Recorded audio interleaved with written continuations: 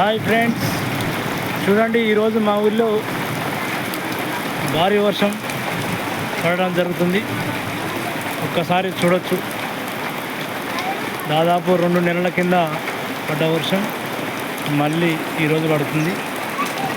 చూడండి, రైతుల కళ్ళల్లో రేపటి నుంచి ఆనంద బాష్పాలు వెల్లువెత్తుతాయి.